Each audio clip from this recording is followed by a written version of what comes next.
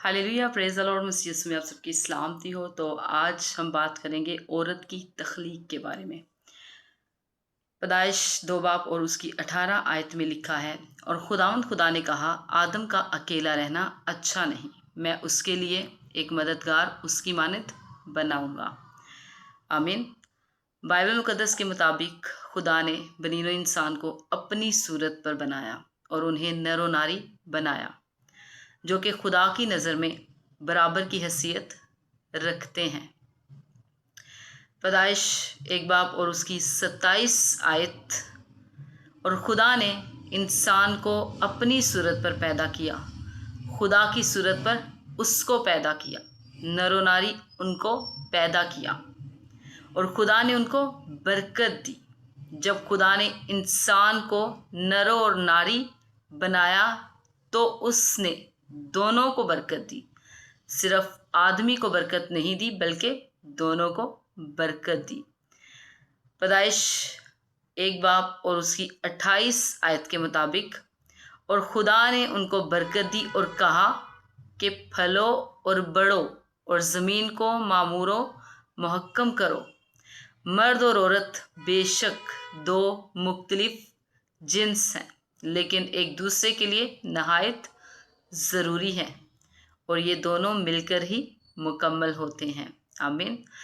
पैदाइश 2 बाब और उसकी 18 आयत के मुताबिक, और खुदावंद खुदा ने कहा कि आदम का अकेला रहना अच्छा नहीं, मैं उसके लिए एक मददगार उसकी मानद बनाऊंगा।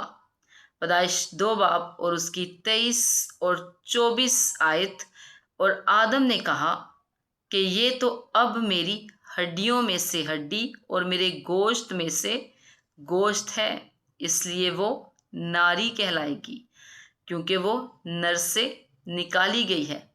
इस वास्ते मर्द अपने माँ बाप को छोड़ेगा और अपनी बीवी से मिला रहेगा, और वो एक तन होंगे। खुदा ने ये महसूस किया कि हवा के बगैर आदम नामुकम्मल था, हालांकि शुरू ही से वो एक थे और दो अलग अलग शख्सियात ना थे। आदम के अंदर ही फलदार होने की खासियत थी, लेकिन फिर भी खुदा ने कहा कि ये अच्छा नहीं, ये काफ़ी नहीं कि आदम अकेला रहे, क्योंकि इस तरह वो मुकम्मल नहीं है।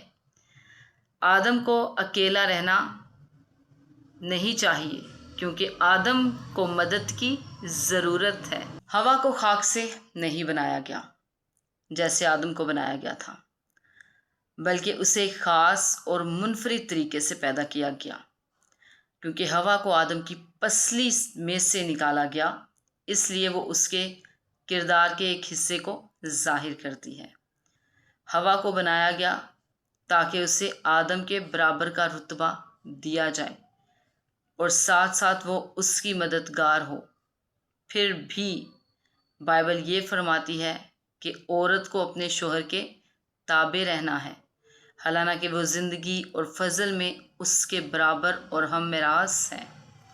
इफ्सियों 5:22, पहला पतरस 3 बाब और 7 आयत, पैदाइश 2 बाब में हमें दो बातें मिलती हैं, जिससे हमें मालूम होता है कि आदमी और औरत यानी शोहर को बीवी पर इख्तियार दिया गया है।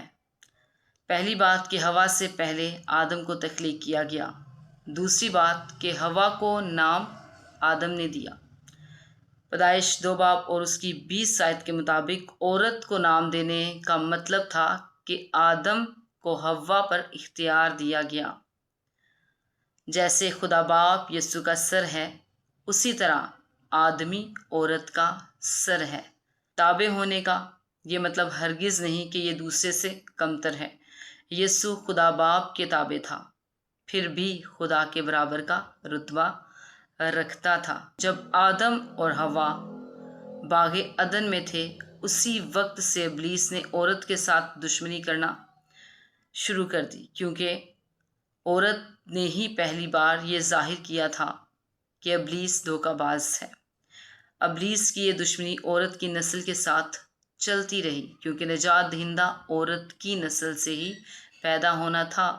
ابلیس نے اس کی ایڑی پر کاٹنا تھا اور اس نے ابلیس کے سر کو کچلنا تھا۔